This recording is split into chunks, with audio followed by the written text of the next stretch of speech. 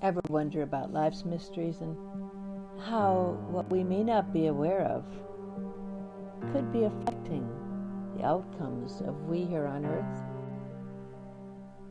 With permission from Dr. Paul Leon Masters, founder of the University of Sedona, I'd like to share with you one of his mystical insights.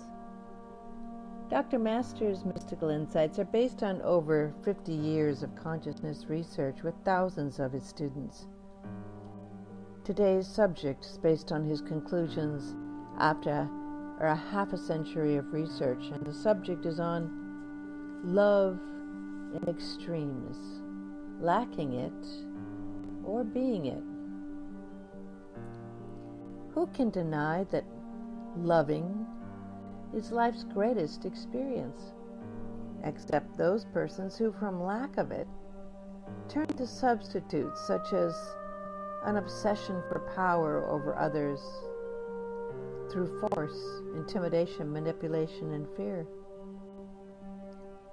Yes, the tyrant, the terrorist, and the followers are so empty of love in their consciousness that they go to extremes to fill the vacuum within their minds. Those who commit the greatest atrocities are those who lack the vibration, the energy, and the presence of love in their lives. Moreover, those who lack love's presence in their lives are those who lack God's presence in their lives, making them easy prey for the leader who uses the name of God to give credibility to his rallying cry. The recruits are plentiful for the underworld, those more hellish lower astral planes, houses souls ready to incarnate and lash out from the lack of love of God in their lives. These souls harbor an anguish that feels, if I hurt so much, I will hurt others. And mystically viewed, the lack of love or God's presence is the greatest of all hurts. Those who suffer the most from it are those who are most unaware of the actual cause of why they are hurting, or why they wish to lash out at others under the veneer of a cause that God supposedly favors. God, being love, can never, of course, condone anything that is anti-love.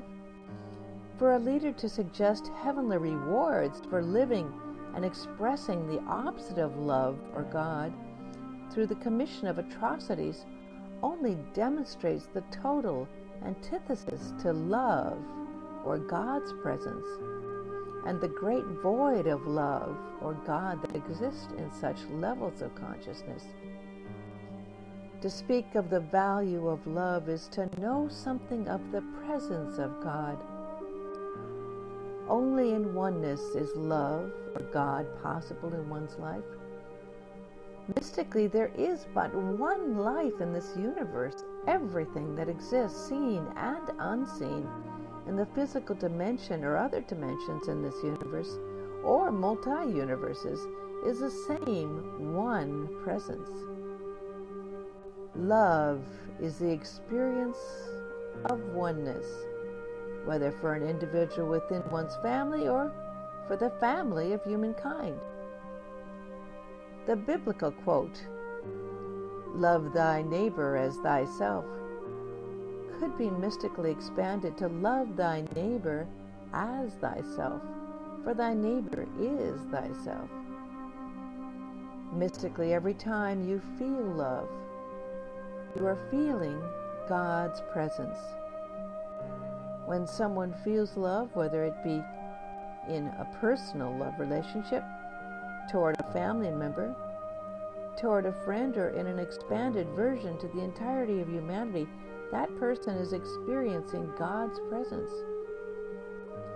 When mystics through the ages have tried to express what they experienced as God's presence, they could only describe it as oneness with all.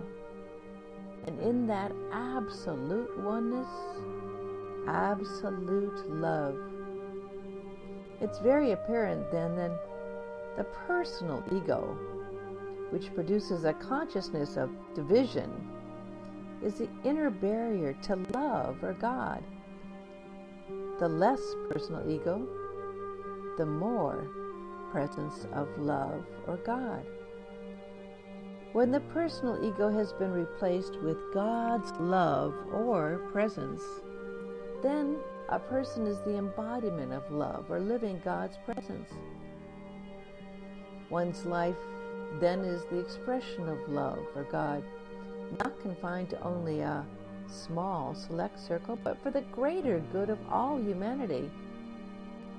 When this is achieved, one has even bypassed wisdom and its delights and instead lives beyond words or thoughts. For words or thoughts pale in their value and are not even necessary when there is the presence of love or God. To the degree that one lives without ego is a measure of living God's love presence. Dr. Masters. We will be presenting more of Dr. Masters' mystical insights on the station, KUOSFM.com, every week. For more free, complimentary lectures and insights, click on to the University of Sedona's website at universityofsedona.com.